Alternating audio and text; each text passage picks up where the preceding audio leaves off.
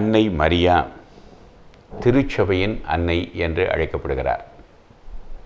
திருச்சபையின் அன்னை அல்லது திரு அவையின் அன்னை.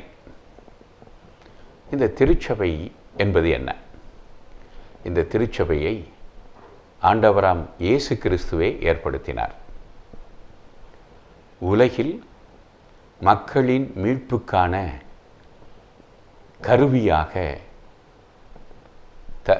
தந்தை இறைவனால் அனுப்பப்பட்ட அவருடைய திருமகன் இயேசு கிறிஸ்து திருச்சபையை ஏற்படுத்தினார் என்று வத்திக்கான் திருச்சங்கத்தினுடைய ஏடு திருச்சபை என்ற ஏடு அறிவிக்கிறது.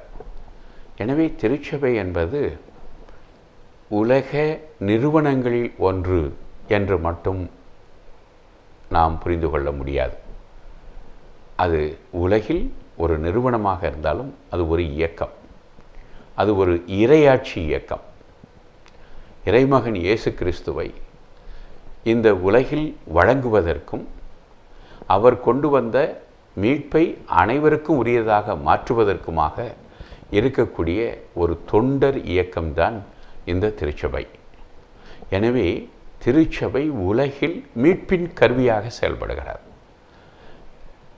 இந்த திருச்சபை என்பது என்ன? திருத்தந்தை, ஆயர்கள், அருள்பணியாளர்கள் மட்டுமல்ல, திருமுழுக்கு பெற்ற அனைவரும் இந்த திருச்சபை. எனவே எல்லா நபர்களும் திருமுழுக்கு பெற்ற அனைவரும் சேர்ந்த இந்த இயக்கம் உலகின் மீட்பின் கருவியாக செயல்பட வேண்டும்.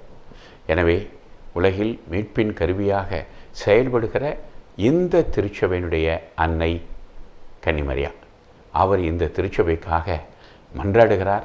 இந்த திருச்சபையின் மக்களாகிய நமக்காக மன்றாடுகிறார். எனவே நாம் அவருடைய பரிந்துரைக்காக நாம் மன்றாடுவோம். அன்பின் பரலோக பிதாவே, உடைய திருமகன் இயேசுவு இந்த உலகில் திருச்சபை ஏற்படுத்தினார்.